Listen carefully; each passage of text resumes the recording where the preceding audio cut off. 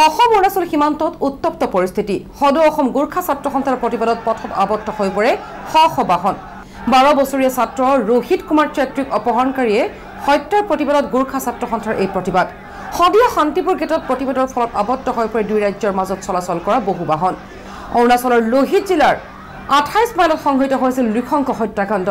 অৰুণাচল আৰক্ষীয়ে গ্ৰেপ্তাৰ কৰা দুই দুৰ্বৃত্তৰ বিৰুদ্ধে এই পৰ্যন্ত কোনো দৃষ্টান্তমূলক ব্যৱস্থা নোলোৱাত ক্ষুব্ধ হৈ পৰিছে ৰাইজ ভুক্তভোগী পৰিয়ালক ক্ষতিপূৰণ দিয়াৰ দাবী উত্থাপিত কৰিছে প্ৰতিবাদী ৰাইজে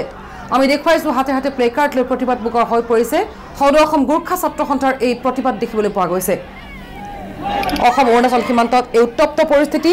সদৌ অসম গোৰ্খা ছাত্ৰ সন্থাৰ প্ৰতিবাদত পথত আবদ্ধ হৈ পৰিছে শ বাহন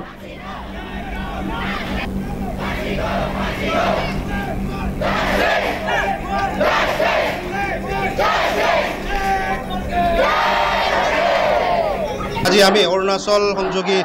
পথ যিমান কেইখন আছে আমি বন্ধ প্ৰতিবাদী কাৰ্যসূচী আমি হাতত লৈছোঁ যেহেতু আপোনালোকে অৱগত এই 22 জুলাই যি ঘটনা ৰোহিত বাহাদুৰ চেত্ৰীৰ যি অৰুণাচলৰ দুষ্কৃতিকাৰীয়ে নিৰ্মমভাৱে যি হত্যা কৰিলে তাৰ বাবে আমি আজি সদৌ অসম গোৰ্খা ছাত্ৰ সন্থাই এই প্ৰতিবাদী কাৰ্যসূচী আমি হাতত লৈছোঁ আমি আমাৰ অৰুণাচল প্ৰশাসন অৰুণাচল চৰকাৰক আমাৰ দাবী আছিলে যেহেতু দোষীক ফাষ্ট ট্ৰেক আদালতত জাজমেণ্ট কৰি ফাঁচি দিবলৈ আমাৰ দাবী আছিলে দ্বিতীয় আমাৰ দুৰ্ভগীয়া পৰিয়ালক এককালীন সাহায্য প্ৰদান কৰিবলৈ আমি দাবী জনাইছিলোঁ কিন্তু আজি পৰ্যন্ত অৰুণাচল চৰকাৰ পুলিচ প্ৰশাসনে আজি পৰ্যন্ত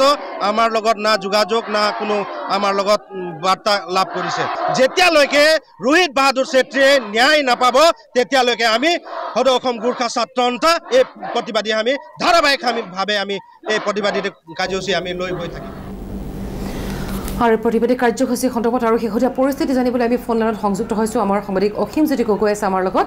অসীম এই প্ৰতিবাদী কাৰ্যসূচী সন্দৰ্ভত আৰু অধিক জানিব বিচাৰিছোঁ হয় মই বৰ্তমান উপস্থিত আছোঁ অসম অৰুণাচল সীমান্ত সদিয়া শান্তিপুৰ গেটত এতিয়া দেখা গৈছে সদিয়া শান্তিপুৰ গেটত উত্তপ্ত পৰিস্থিতি শ যান বাহন আবদ্ধ কৰি হাজাৰ হাজাৰ লোকে এই প্ৰতিবাদ সাব্যস্ত কৰিছে যোৱা 22 জুলাই তাৰিখে অৰুণাচলৰ 28 মাইলত ৰোহিত বাহাদুৰ চেত্ৰীৰ যি নৃশংস হত্যাকাণ্ডৰ তাৰ প্ৰতিবাদত আজি প্ৰতিবাদ সাব্যস্ত কৰিছে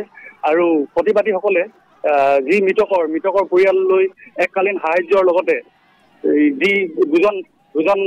অপৰাধীক প্ৰয়াত্ত কৰিছে অৰুণাচল পুলিচ প্ৰশাসনে তেওঁলোকক ফাষ্ট ট্ৰেক আদালতৰ জৰিয়তে অতি শীঘ্ৰেই মানে ফাঁচি দিব লাগে এইটো তেওঁলোকৰ দাবী